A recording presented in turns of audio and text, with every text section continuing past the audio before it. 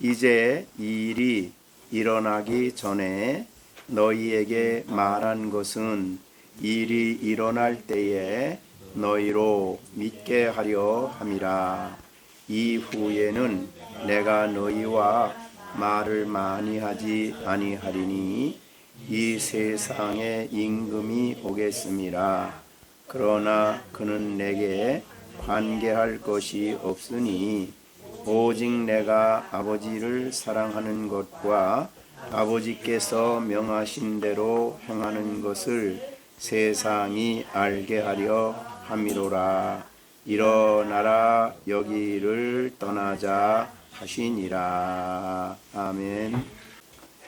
요한복음 14장은 예수님이 6월절 식사를 잡수실 때에 설교하신 설교의 내용인데, 이제 1절 말씀부터 28절까지 사실은 첫 번째 이 설교를 다 하셨다고 볼 수 있는데, 그 설교의 내용을 가만히 듣고 있던 제자들의 마음에 어떤 생각이 들었는지 예수님께서 29절에 말씀을 하는 겁니다. 이제 일이 일어나기 전에 너희에게 말한 것은 일어날 때에 너희로 믿게 하려 함이라. 그러니까 예수님이 제자들에게 말한 14장 1절부터 28절까지 내용의 대다수는 앞으로 일어날 일을 얘기하신 겁니다. 지금 당장 눈앞에 그들이 체험하고 있는 얘기를 한 게 아니라 앞으로 일어날 일, 엄청난 비밀이죠. 그 비밀을 얘기한 거예요. 우선 우리가 볼 때 예수님이 1절부터 말씀하시면서 가서 너희를 위하여 거처를 예비한다. 그것도 앞으로 되어질 일을 얘기하신 것이죠. 그 다음에 예수님께서 말씀하신 내가 보혜사 성령을 너희에게 보내주시겠다는 그런 16절 말씀도 앞으로 될 일을 얘기해 주신 겁니다. 그렇죠? 그 다음에 18절에 너희를 그와 같이 버려두지 않고 너희에게로 내가 오리라. 그것도 앞으로 되어질 일이죠. 그 다음에 20절에 그날에는 내가 아버지 안에 너희가 내 안에 내가 너희 안에 있는 것을 너희가 알리라. 이것도 그날 앞으로 오순절 이후에 성령이 오심으로 되어질 일을 말씀하신 것입니다. 26절에도 25절에 내가 아직 너희와 함께 있어 이 말을 하였거니와 보혜사 곧 아버지께서 내 이름으로 보내실 성령 그가 이렇게, 그러니까 전체 흐름에서 물론 그렇지 않은 부분도 좀 있지만 일반적으로 전체의 설교 내용의 핵심은 앞으로 되어질 일을 설교하신 것입니다. 그래서 제자들이 우리 지금 당하는 일을 좀 말씀해 주시지 뭐 앞으로 될 일, 되지도 않은 일을 그렇게 하시나 뭐 이렇게 생각할 수도 있는 그런 메시지였습니다. 그러자 예수님이 그들의 마음을 혹은 설교를 듣고 있는 그들의 생각을 아시고 예수님이 29절에 말을 한 것입니다. 자, 이제 일이 일어나기 전에 앞으로 엄청난 사건이죠. 예수님이 죽으시고 부활하시고 승천하시고 보혜사 성령을 보내주시고 성령 안에서 삼위 하나님이 제자들에게 오시는 이 엄청난 일을 말하는 이유는 일이 일어나기 전에 얘기했다. 그러니까 앞으로 될 일이죠. 되지 않은 일인데도 불구하고 일어나기 전에 너희에게 말한 이유는 그 일이 일어났을 때에 너희로 믿게 하려 합니다. 그런 목적으로 너희에게 내가 미리 이야기를 했다. 그런 말이 되겠습니다. 주님은 제자들을 사랑하시고 치밀한 계획 속에 이런 말씀을 사실은 하신 것이죠. 만약에 이런 말씀이 전혀 없는 상황 가운데서 어떤 일이 일어났다 그러면 제자들은 설명을 못 듣기 때문에 깜짝 놀라고 이해를 못했을 것입니다. 그런데 예수님이 미리 제자들의 마음속에 미리 앞으로 될 일을 그들의 마음에 심어주셨습니다. 그랬을 때에 그 마음에 심어졌던 것이 그 사건을 경험하게 될 때, 그 일이 일어나게 될 때에 그 말씀이구나 라고 깨닫고 믿을 수 있는, 그것을 믿고 믿는 바에 따라 행할 수 있는 그런 사람들이 될 수 있기 때문에 주님이 미리 말씀하셨다라고 얘기를 하신 거죠. 자, 요한복음 2장에 보면 19절부터 22절에 예수님이 아주 의미 있는 말씀을 합니다. 예수께서 대답하시되 너희가 이 성전을 헐어라. 지금 유대인이 눈에 보이는 예루살렘 성에 입성하셨을 때에 바리새인과 서기관들에게 너희가 이 성전을 헐어라. 그러면 내가 사흘 동안에 일으킨다. 그렇게 얘기를 했어요. 제자들뿐만 아니고 뭐 거기 있는 사람 아무도 못 알아들었죠. 예? 아니 이 성전이 제2성전 아닙니까? 제2성전이 너무 초라해서 헤롯이라는 사람이 이스라엘 백성의 마음을 얻기 위해서 대대적으로 이 성전을 리모델링을 합니다.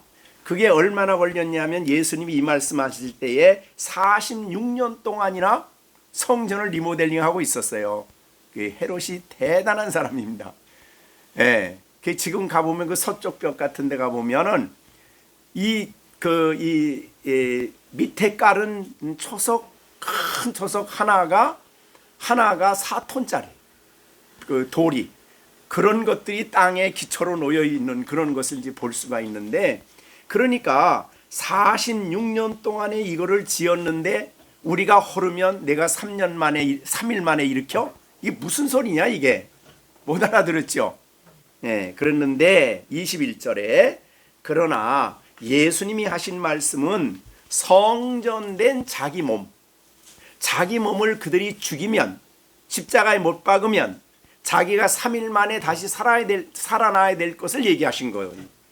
그 성전을 다시 짓는 게 아니라 예수님이 성전이시기 때문에 너희가 나를 헐으면 내가 3일 만에 부활한다, 그 얘기를 하신 거거든요. 그 제자들이 안 믿는 사람들은 저를 말할 것도 없고 제자들도 못 알아들었어요. 그런데 22절에 요한복음 2장 22절에 죽은 자 가운데서 살아난 후에야 제자들이 이 말씀하신 것을 기억하고 성경과 예수께서 하신 말씀을 믿었더라.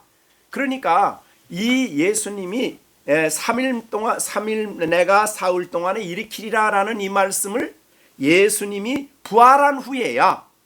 부활하신 후에야 예수님의 그 말씀이 기억이 나서 성경과 예수님의 말씀을 믿었더라 그랬어요. 그러니까 미리 얘기해 주신 것은 제자들로 후에 믿게 하기 위함이다. 믿음을 도와주시기 위해서 이와 같이 미리 얘기하신 거예요. 사실은 구약의 모든 말씀 속에는 장차 오실 메시아에 대해서 세밀하게 얘기하시잖아요. 그죠? 어느 정도 세밀하고, 이사야 53장 같은 경우는 채찍에 맞으시고 고난을 당하시고 이런 모든 내용이 세세하게 얘기되어 있어요. 근데 왜 그렇게 구약에 예수님에 대해서 자세하게 얘기하셨을까? 오늘날 우리들이 구약의 그 말씀대로 이루어진 예수님의 사건을 보고 그 사실을, 메시아를 믿으라는 말이죠. 우리의 믿음을 견고하게 하기 위해서 미리 얘기하신 것이 구약이에요. 구약이 없었다면 예수님 메시아인 걸 어떻게 압니까? 구약이 있었기 때문에 예수님이 이 땅에 오셔서 하시는 모든 일들이, 크고 작은 일들이 이것이 성경에 앞으로 오실 메시아에 대한 예언이구나. 그래서 예수님을 믿게 되었다 이 말이죠. 이와 마찬가지로 오늘 이 14절에서도 제자들로 하여금 앞으로 될 일을 미리 말씀하신 이유는 제자들로 그런 일이 일어났을 때에, 예수님이 부활하셨을 때에 예수님이 성령이 오순절에 오셨을 때 제자들은 이 말씀이 어떻게 됐겠어요? 마음에 심어졌던 말씀이 기억이 나서 예수님이 하늘에 올라가셨구나. 그래서 아버지께 구하여 성령을 우리에게 보내주셨구나. 그분이 이런 일 하셨구나. 그런 걸 그들이 알게 된다 그 말이죠. 믿게 된다 그 말이죠. 믿는 만큼 그 진리를 기뻐하고 그 사실을 기뻐하고 그 진리를 누리는 사람이 된다. 그런 의미로 이 29절의 말씀을 예수님이 해주신 겁니다.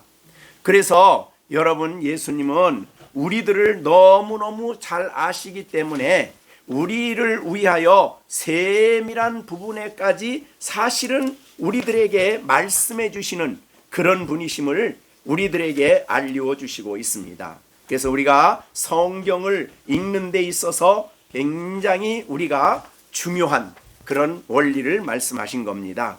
자, 여러분들이 구약을 읽을 때나 신약을 읽을 때나 우리는 이미 완성된 진리를 우리는 지금 보고 그 시대에 살고 있잖아요. 그죠? 예수님이 죽으시고 부활하시고 성령을 보내주신 그 시대에 살고 있어요. 근데 아직 한 가지가 안 됐죠. 그게 뭐예요? 재림이죠. 재림에 대해서 예수님은 확실하고 분명하게 얘기를 해주셨기 때문에 다시 오신다. 오늘 본문에도 내가 갔다가 온다라고 말할 때 영적으로만 말하는 것이 아니라 재림까지를 포함하는 말인데, 그래서 그런 진리를 우리가 가지고 있으면 예수님 재림하실 때에 그것을 믿는 사람들은 아멘, 예수여 오시옵소서라고 예수님을 기쁨으로 영접하는 사람이 된다 그 말이죠.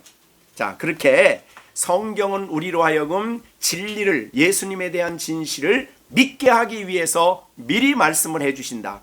그러나 이 큰 사건 말고도 우리는 성경을 통해서 날마다 우리들에게 필요한 말씀을 미리 말해 주신다 그랬어요. 그래서 너희가 고난 당할 것을 내가 미리 얘기했다. 그 사도들에게 얘기한 거예요. 바울이 가서 복음을 전할 때마다 교회에게 너희가 믿음을 가졌으면 믿을 뿐만 아니라 구원을 얻을 뿐만 아니라 고난도 함께 당한다라고 얘기를 해주셨거든요, 바울이. 그런데 고난이 왔어. 그랬을 때에 그 교회들은 그 말이 기억이 나서 믿는 우리들에게 고난도 오는구나 라고 믿음으로 이겨나갈 수가 있는데, 그거 없이 갑자기 오면 이게 우리가 예수 믿는데 왜 이런 일을 당해? 뭐 이런 식으로 오해할 수 있기 때문에 예수님은 우리가 삶에도 필요한 진리를 미리 얘기해 주시는 분이다. 그래서 성경을 우리가 잘 묵상하면 그렇게 성경을 통해서 날마다 우리가 들어야 할 필요한 말씀을 미리미리 알려주시는 지혜로우신 하나님이십니다. 그래서 잠언 8장 34절에 보면 누구든지 내게 들으며 날마다 내 문 곁에서 기다리며 문설주 앞에서 기다리는 자는 복이 있다. 날마다 우리에게 필요한 말씀을 들려주시는 것을 듣는 사람은 복이 있다 그 말이죠. 22장 19절 잠언 22장 19절에서부터 21절에 보면 내가 내게 여호와를 의뢰하게 하여 믿게 하기 위해서 오늘 특별히 이 말씀을 준다. 그러니까 성경을 통해서 하나님이 어떤 분인가를 내게 알려주시는 것은 오늘 알려주셔요. 그런 것은 나로 하여금 그 하나님을 믿음으로 오늘 하루 살아가게 하기 위해서 미리 하나님이 어떤 분인가를 알려주시는 거죠. 그죠? 그게 이제 20장 19절이에요. 내가 모략과 지식의 아름다운 것을 너희를 위하여 기록하며 내가 진리의 확실한 말씀을 깨닫게 하며 또 너를 보내는 자에게 진리의 말씀으로 대답하게 하려 함이라. 그러니까 우리를 누구에게 보낸다 그 말이죠. 오늘 살아있는 동안에 내가 어떤 사람과 만났을 때에 우리가 아침에 일어나서 내게 주시는 말씀을 들었으면 그에게 할 말이 내게 그거라 이 말이죠. 그러니까 사람을 만날 때에 그 사람에게 필요한 말씀을 할 수 있도록 미리 하나님은 나에게 오늘 필요한 말씀을 알려주신단 말이에요.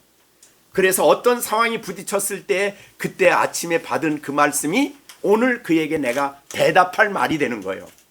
그 정도로 세밀하게 하나님은 우리의 삶을 주관하시고 우리의 삶을 아시고 필요하다면 미리 말씀해 주시는 주님이시다. 설교도 주일날도 그런 의미에서 예언이라 그래요. 그래서 이 계시록에 보면 다시 예언하는 거다. 예언이라 이 말. 미리 될 일을 성경을 통해서 우리에게 알려 주신다는 거죠. 예, 그렇게 보는 것입니다. 그래서 29절에 굉장히 우리들에게 유익된 말이에요. 이제 일이 일어나기 전에, 너희가 어려움을 당하기 전에, 핍박이 있기 전에, 시련이 있기 전에 미리 여러분에게 말씀해 주시면, 시련이 일어났을 때에, 어려움이 있었을 때에, 무슨 문제가 일어났을 때 그 말씀이 내게 힘이 된다. 그 말씀이 내게, 성도들이 살아가면서 간증하는 건 그런 간증을 많이 하죠.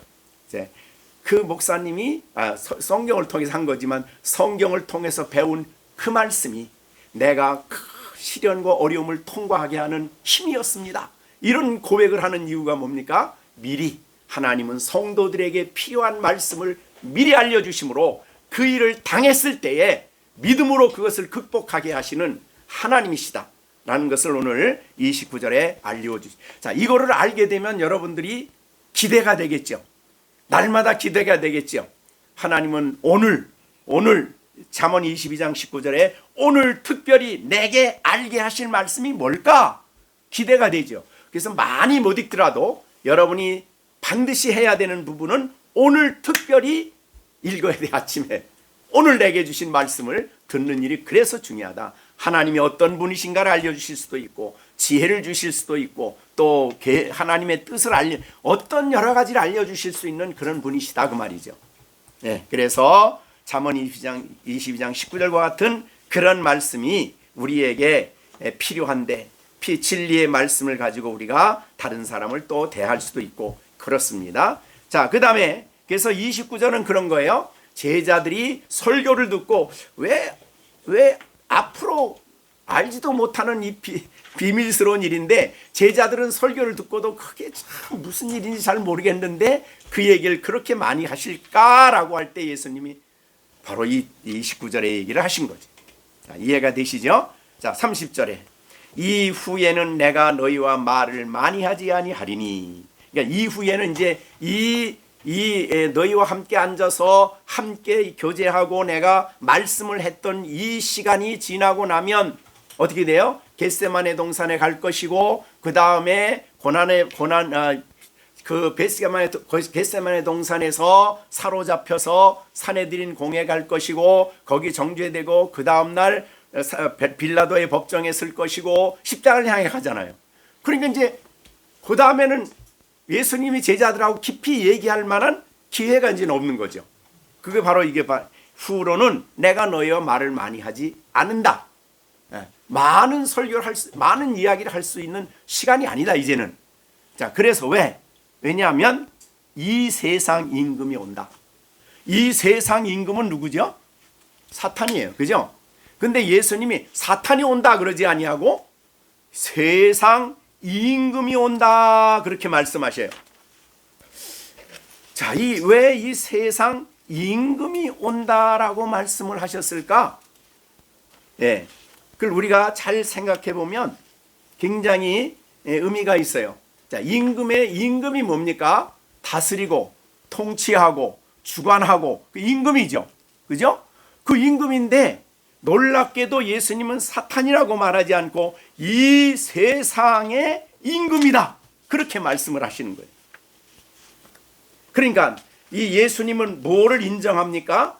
사탄이 이 세상의 임금으로서의 역할을 예수님이 인정하신 거죠. 그렇죠? 예, 그래서 왜 이렇게 임금 노릇을 사탄이 하게 됐죠? 아담이 범죄함으로 말미암아 사탄이 죄 지은 세상을, 죄 아래에 있는 세상을 하나님의 허용, 그러니까 주권을 떠난 건 아니에요. 하나님의 주권 속에 있지만 하나님의 허용 안에서 세상에 복음을 듣지 않고 아담의 죄 속에 있는 사람들을 지배하는 거예요. 영향력을 미치는 거예요. 그래서 세상 임금이라 그랬어요. 그래서 빌라도의 마음을 이 사탄이 주관했어요. 임금이니까 이제 누구예요? 가룟 유다의 마음을 사탄이 움직였어요. 그죠? 가룟 유다의 마음 속에 사탄이 들어갔다고 그랬잖아요. 그 다음에 예수님을 정죄한 사내들인, 공회원, 제사장, 바리새인, 나중에 예수님을 십자가에 못 박아라 못 박아라 했던 유대인들 다 지금 그 누구의 충동 속에 일하는 거냐면 세상 임금의 충동 속에 일하는 거죠. 그죠? 예, 그런 내용을 얘기하신 거예요. 그러니까 이 세상 임금이 이제 와서 예수님에게 세상의 모든 걸 동원해서 공격을 할 텐데, 그렇게 하면 내가 너희와 말할 시간이 이제는 말할 시간이 어때요? 말을 많이 하지 않는다. 이런 말을 한 거예요. 자, 그러면 우리가 이제 성경을 보면은 에베소서 2장에 보면은 거기에 그런 말을 했죠. 2장에 2절에 보면 그때 너희는 그 가운데 행하여 이 세상의 풍조를 따르고 공중의 권세 잡은 자를 따랐으니 곧 지금 불순종의 아들들 가운데 역사하는 영이라. 이게 엄청나죠. 그죠? 여기 불순종은 이제 복음을 믿지 않는 사람들이에요. 복음을 믿지 않는 사람들의 불순종하는 아들들, 그들에게 역사하는 영이에요. 영. 이 사탄이에요. 이 영이 그들 속에 역사해요. 그래서 공중 권세 잡은 자의 이 사람이, 이 사탄이 굉장히 큰 권세가 있습니다. 세상에 어떤 사람도 이 권세를 이길 수가 없어요. 세상 사람은. 이게 세상의 공중 권세 잡은 자의 강력한 힘이다 그 말이죠. 물론 이제 하나님의 주권 속에 일은 하고 있지만 어떻든 그렇습니다. 예, 강력한 힘을 가지고 일을 하고 있다. 예. 얼마나 무서운 세력인지 모르죠.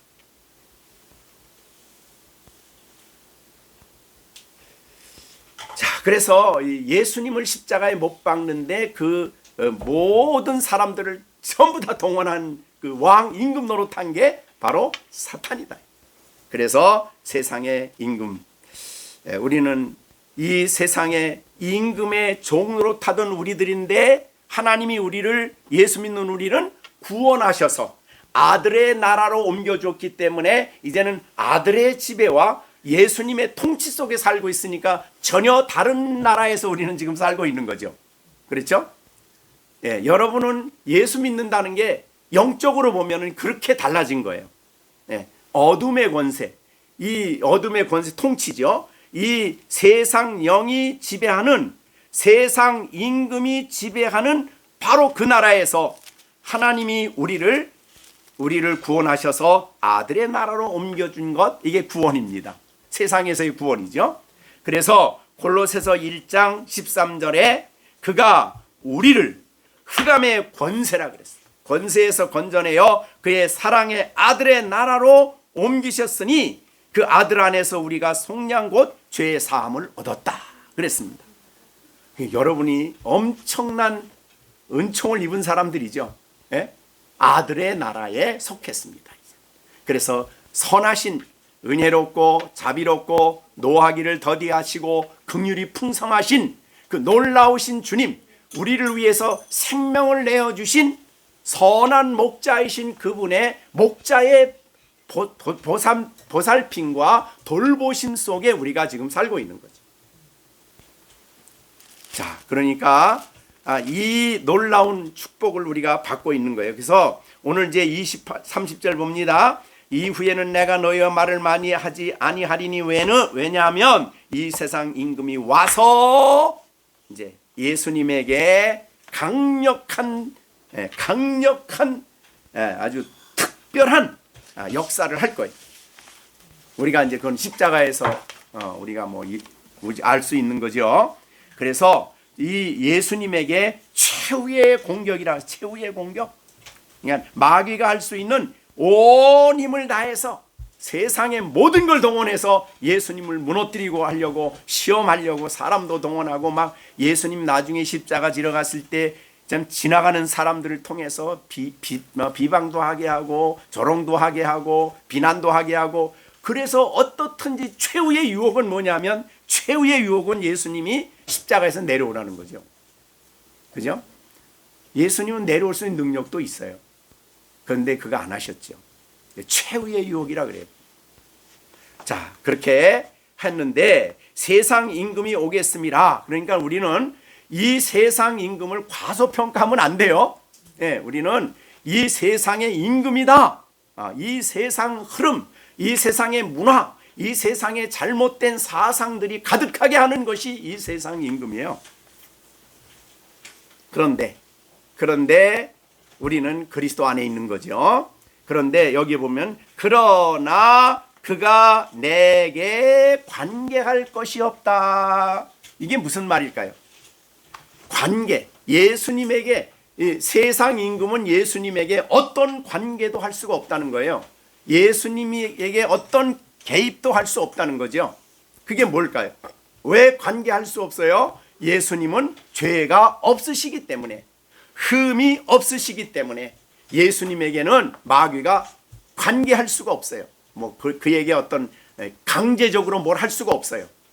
다만 예수님이 그 고난당하는 모든 과정을 그대로 다 받아들이고 십자가를 향해 갔다면 그거는 예수님이 자원해서 하신 거지 어쩔 수 없이 마귀에게 끌려서 한 게 아니라 이 말이죠.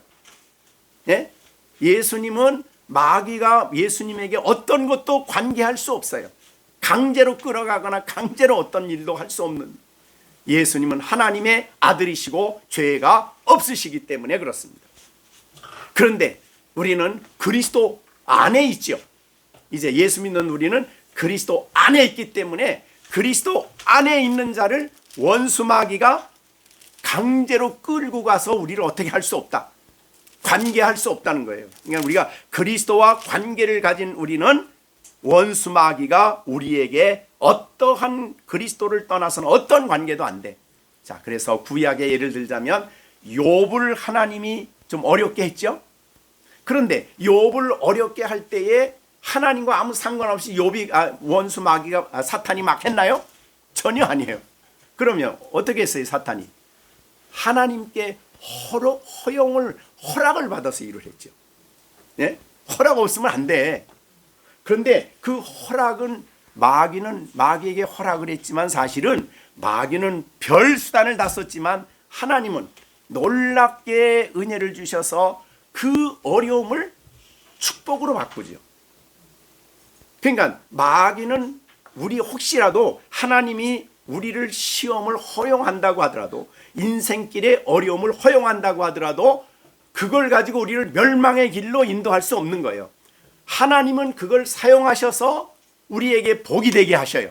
우리에게 유익이 되게 하셔요. 우리에게 축복이 되게 하시는 겁니다. 그것이 바로 하나님의 놀라운, 하나님 백성을 향한 놀라운 역사다. 그렇게 볼 수가 있습니다. 그렇기 때문에 참 우리가 구원받았다고 하는 것은 얼마나 놀라운 축복인가 하는 것을 알게 됩니다. 자, 그 다음 다시 본문으로 돌아가 봅니다. 자, 이후에는 내가 너에게 말을 하지 않는다. 왜냐하면 이 세상 임금이 오기 때문이다. 혹시라도 오해하기 위해서 예수님의 능력에 대해서 제자들이 그럼 세상 임금이 더 강하다는 건가? 이거 오해할까 봐서 뒤에 말을 붙인 거예요. 내게 아무 관계도 할 수 없다. 내가 다 허락함으로 내가 내가 하기를 원해서 한 일이다. 그 말이죠. 자, 그런데 그 위에 이후에는 내가 너희와 말을 많이 하지 않는다라는 말을 왜 꺼내셨을까? 왜 하셨을까? 이유는 그의 말씀을 하심으로써 지금 내가 하는 이 말을 잘 들어라. 이제 앞으로 이제 15장도 설교할 것이고 16장도 설교할 것이고 이제 17장에 가서 기도하시고 나면은 말을 이제 안 하실 텐데, 많이 안 하실 텐데, 물론 몇 가지 얘기는 있어요. 우리가 가상 7원이라고 그래서 그 십자가에서도 7마디 말씀하셨지 않습니까? 그런 건 있지만은 이렇게 세밀하게 말하지 못할 것이니까 내가 하는 이 말을 이제는 이 설교가 너희에게는 끝이다. 그런 말이죠. 너희에게 설교하는 이것은 이제 마지막이야. 그러니 이 설교에 대해서 어떻게 하라는 거예요? 설교를 잘 듣고 주의 깊게 들어라. 그런 말이 되겠죠. 네, 그래서 오늘 이 말을 한 거예요. 네, 그래서 이후로는 너희와 말을 많이 하지 않을 터인데 내가 너희에게 설교할 수 있는 이 시간에 내가 하는 말을 너희가 잘 들어라. 예수님의 말씀 우리가 잘 들어야 됩니다. 딴 생각하지 말고 잘 들어야 됩니다. 우리 시온이 예수님이 하신 말씀을 잘 들어야 됩니다. 그게 우리가 할 일이죠. 예수님이 하시는 말씀 뭐든지 우리가 우리 유익을 위해서 하는 거기 때문에 잘 들으라 이런 말이에요. 그러니 이 세상에 오겠습니다. 그 다음에 임금에 대한 오해를 불식 제자들이 혹시라도 고난을 많이 당하면 야 이거 원수 마귀가 더 강한 거야? 뭐 이런 오해를 할까 봐서 예수님의 능력과 권세와 하나님 되심을 보여준 말씀이 그가 내게 관계할 것이 없다. 이런 말씀을 하신 거예요.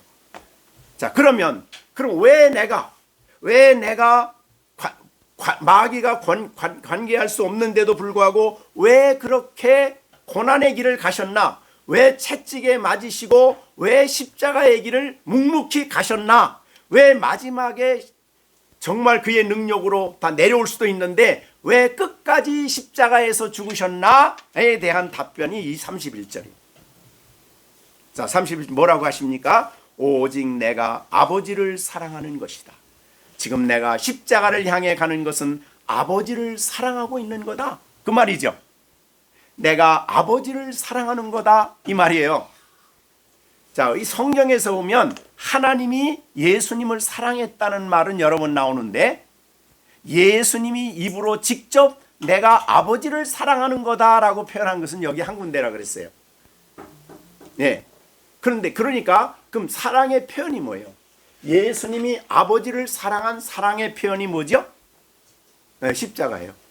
고난과 십자가의 길을 끝까지 갔어요. 그게 아버지의 뜻이기 때문에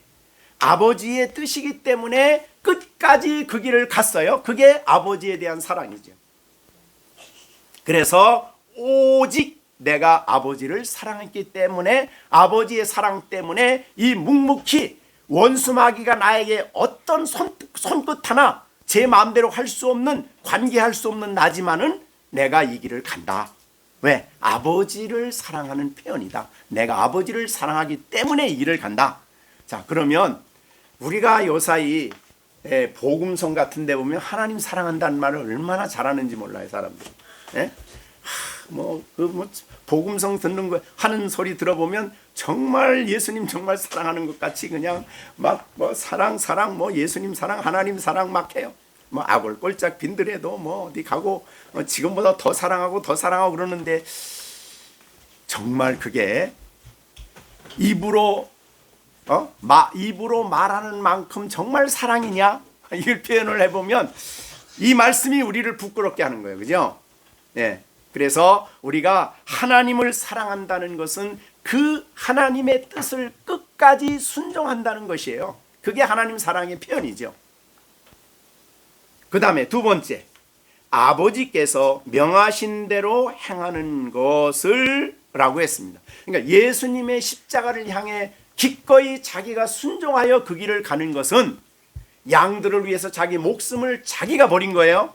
자, 다시 합니다. 예수님이 고난의 길을 가시고 십자가의 길을 간 것은 능력이 없어서 그냥 어쩔 수 없이 약해서 끌려간 거 아니에요. 어느 정도냐면 이제 우리가 겟세마네 동산에서 예수님을 잡으러 온 사람들이 있잖아요. 이게 17장인데 요한복음 17장에 보면 이 4절에 그랬어요. 예수께서 그 당한 일을 아시고 나아가 이르시되 너희가 누구를 찾느냐. 4절입니다. 18장 4절. 자, 예수께서 그 당할 일을 다 아시고 나아가 이르시되 너희가 누구를 찾느냐. 그랬더니 5절에 나사렛 예수라 하거늘 이르시되 내가 그다 하시니라. 그를 파는 유다도 그들과 함께 있더라. 예수께서 그들에게 내가 그니라 하실 때 그들이 어떻게 됐어요? 물러가서 땅에 엎드러졌다. 여기 내가 그니라, 내가 그다란 말이 예수님의 신성을 표현하는 대표적인 명칭입니다.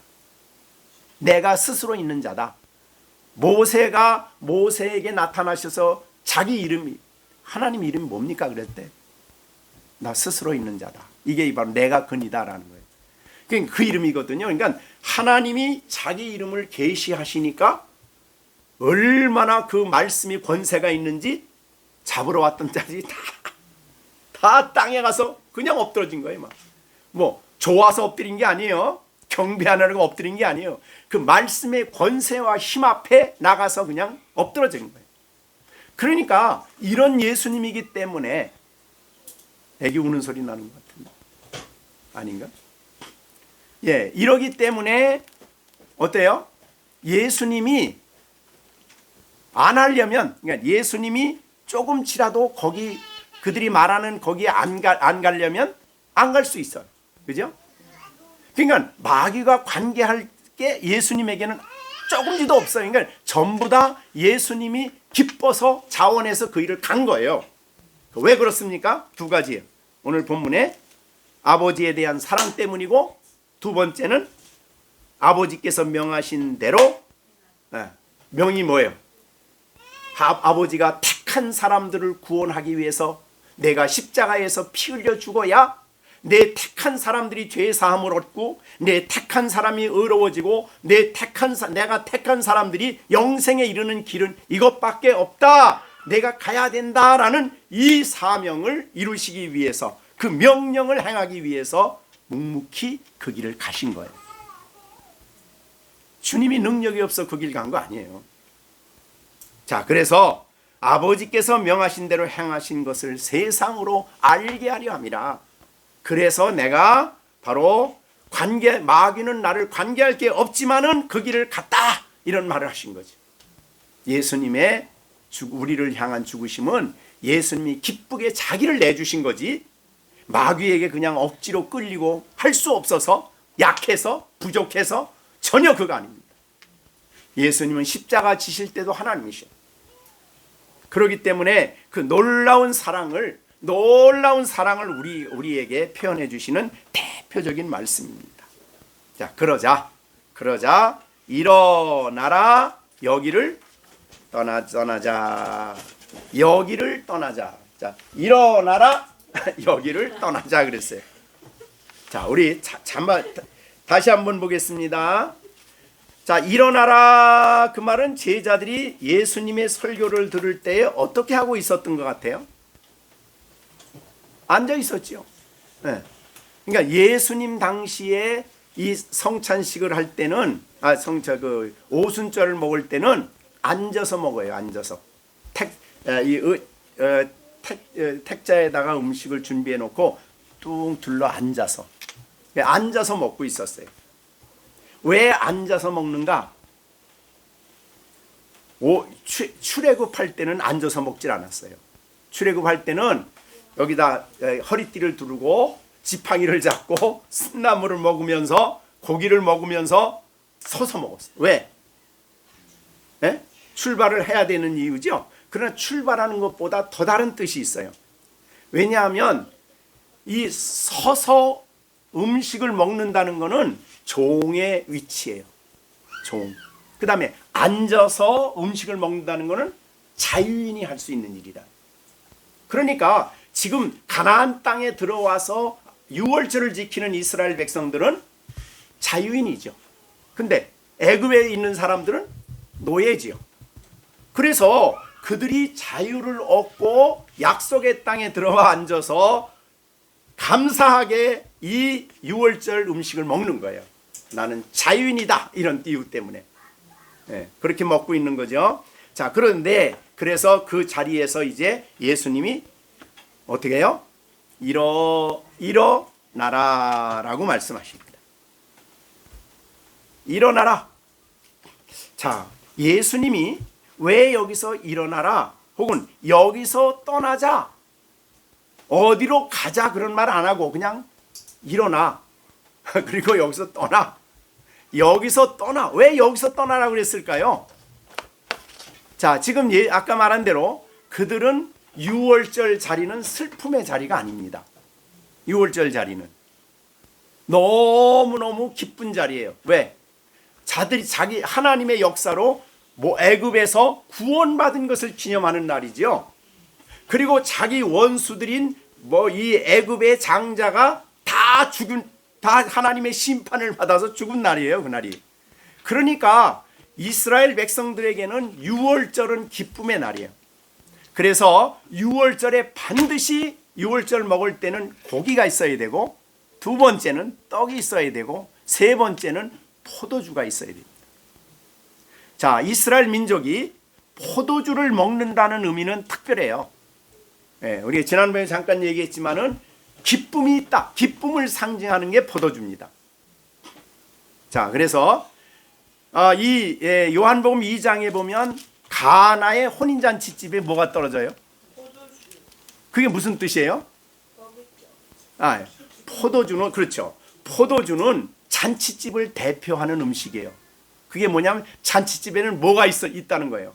기쁨이 있다. 그렇죠. 결혼식에 기쁨이 없으면 이게 말이 아니죠. 그래서 기쁨이 넘친다는 의미로 잔치집에는 반드시 포도주가 있어요. 그런데 그 포도주가 떨어졌어. 그럼 그 잔치집은 어떻게 돼요? 초상집이 되는 거예요. 그렇기 때문에 유대인들의 삶 속에 기쁨을 상징할 때마다 항상 포도주가 따라가요. 우리가 지난번에 잠깐 설명했어요. 이스라엘 민족이 건기가 지나고, 그 건기 때는 샘물도 없어지고, 그 다음에 강물도 없어지고, 식수를 먹지 못하는 그런 상황이에요.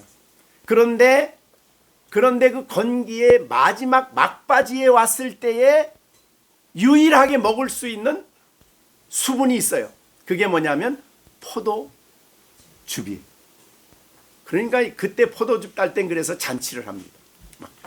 포도즙을 막 이렇게 발로 누르면서 온 지역 사람들이 축제를 하는 거예요. 기쁨의 상징이에요. 그래서 이 유월절에는 기쁨이 있어요. 그리고 이 유월절에는 하나님이 자기들을 자유케 해주셨어요. 원수 애굽의 원수를 무너지게 하고 자유를 주셨어요. 자, 이런 이유 때문에 유월절은 기쁨의 자리인데, 예수님께서 일어나라. 그 자리에서 일어나. 그러니까 유월절의 기쁨을 중단해. 끝나. 그 기쁨을 가지고 있으면 안 돼. 왜 그랬을까요? 다음의 설교 때문이에요. 자, 16장, 17장, 15장, 16장 우리가 이제 설교를 다음에 이어갈 텐데요. 16장, 17장의 대표적인 주제는 뭐냐 하면요, 하나님 백성이 이 땅에서 고난받는다는 거예요. 16장 1절 보세요. 내가 이것을 너희에게 이름은 너희로 실족하지 않게 하려 함이라. 사람이 너희를 출교할 뿐만 아니라 때가 이르면 무릇 너희를 죽이는 자가 생각하기를 이것이 하나님을 섬기는 일이라. 그러니까 죽을 수도 있다는 거죠. 순교도.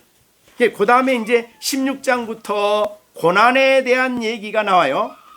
여기 이제 15장 19절부터 18절 거기도 나오죠. 세상이 너희를 미워하면 너희보다 먼저 나를 미워한 줄 알라.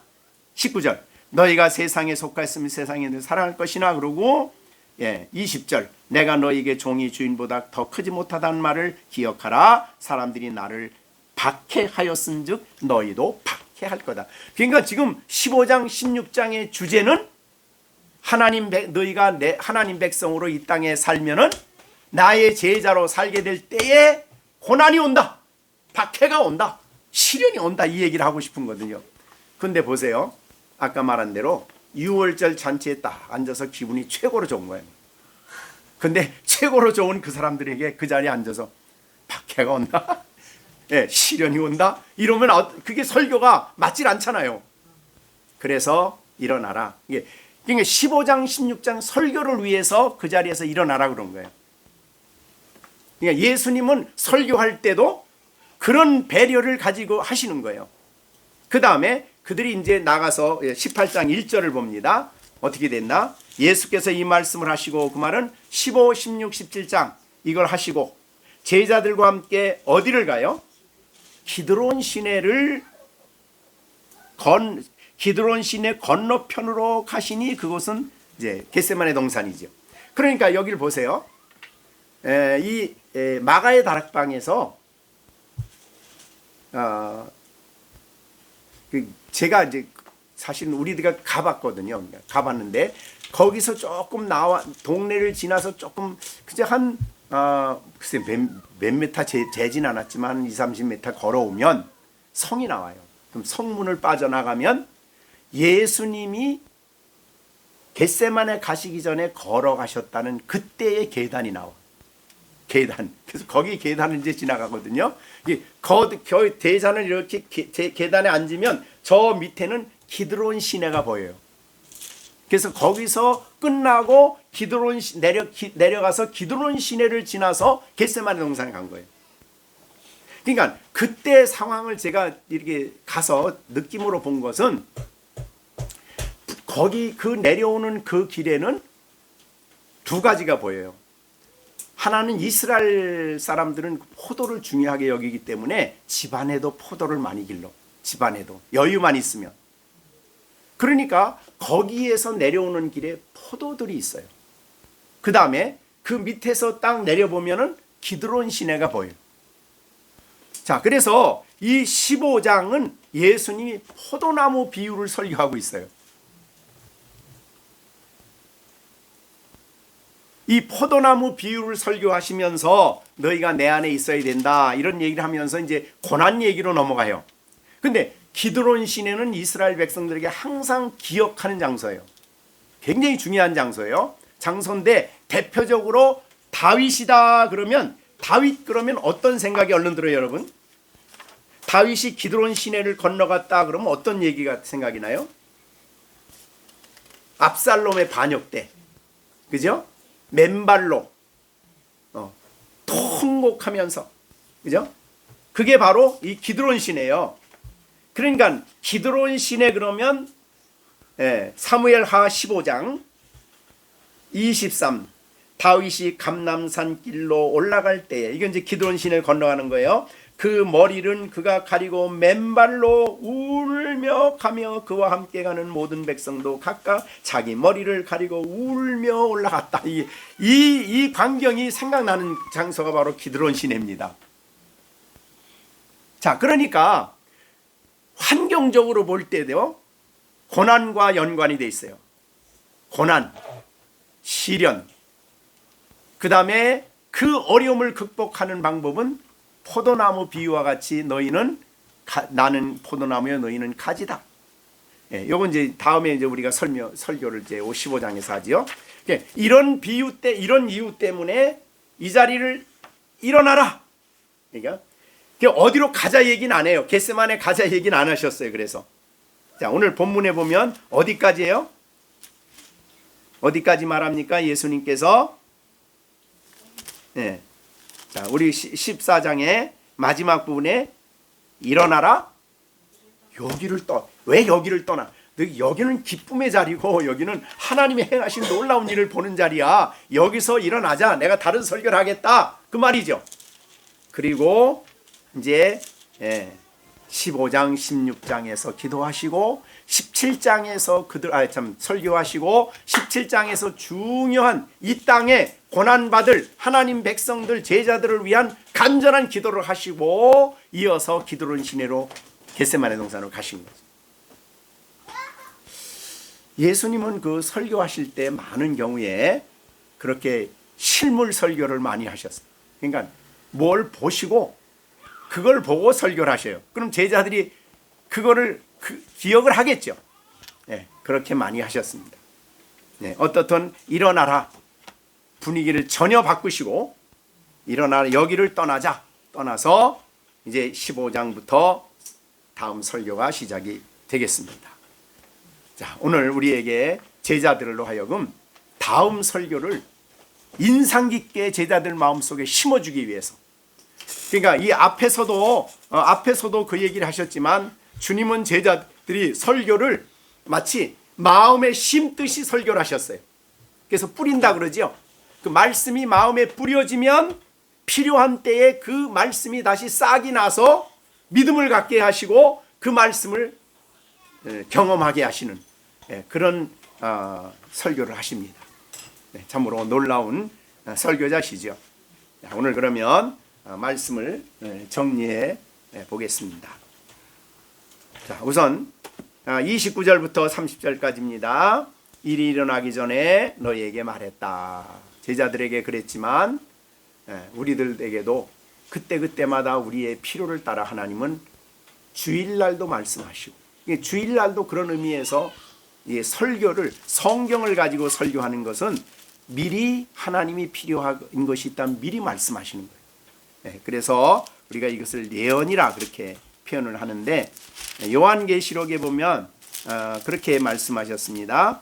요한계시록 10장 11절 그가 내게 말하기를, 사도 요한에게 말한 것입니다. 두루마리를 갖다 먹는, 10절에는 두루마리를 주었지요. 천사가 10장 10절입니다. 내가 천사의 손에서 작은 두루마리를 갖다 먹어버리니 내 입에는 꿀같이 다나 먹은 후에는 배에서 쓰게 됐다. 그 말은 성경 말씀을 잘 소화했단 말이에요, 설교자가.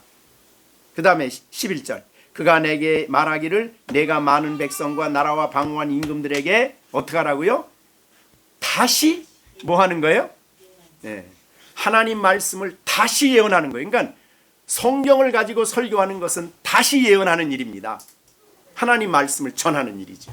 그래서 여러분들이 그 말씀을 듣고 한 주간 이 말씀을 마음에 품을 때에 우리의 삶 속에 적절한 때에 이 말씀이 기억나게 하시고 생각나게 하셔서 우리의 믿음을 더욱 견고하게 해주시는 거다, 그 말이죠. 그리고 우리가 날마다 살아가는데도 필요한 것을 오늘 하나님은 우리에게 주실 수 있다. 그 말씀을 잘 받아라, 그런 말이고요. 30절에는 내 이후로는 내가 너희와 말을 많이 하지 않는다. 그러니까 설교를 들을 수 있을 때 잘 듣고 기억하고 그렇게 하라, 그 말이죠.